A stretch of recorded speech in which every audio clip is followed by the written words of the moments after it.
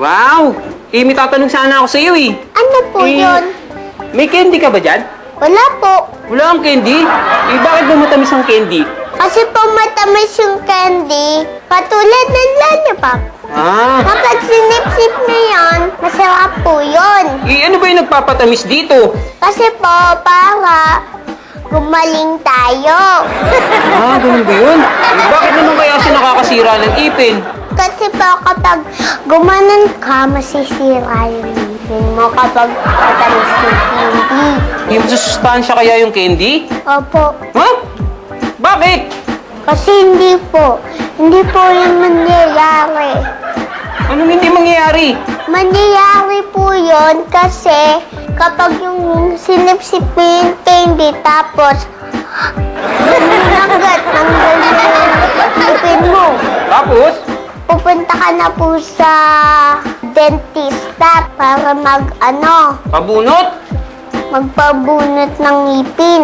Tapos Ano ba? iinom ka ng gamot. Tapos? Magaling na yung ngipin mo. Ako, Rimel, haba nung explain mo pero, Rimel, ito, kung sobrang hilig mo sa candy, malamang, ito ang mga pangarap mo mangyayari sa'yo. Panoorin mo na lang to. Panoorin na lang natin to para malaman natin kung anong mangyayari. Opo. Wow! Ganda naman itong drawing mo, Rimel. Ito ba gumawa nito? Opo. Wow! Ano itong mga drawing mo? Yung babae tapos lalaki. Pero teka lang, di ba buntis to? Mga buntis? Opo. Bakit kaya babae lang nabubuntis, no? Kasi kapag nabuntis po kayo, wag kayo magpapabuntis.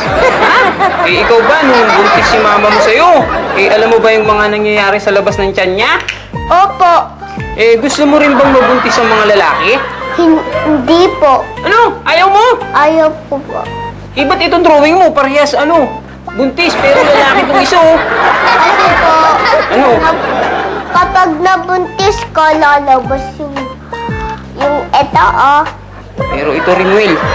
Meron ako nakita. Isang lalaking buntis. Opo. Babaeng buntis. Opo. Nakita ka na nun? Opo.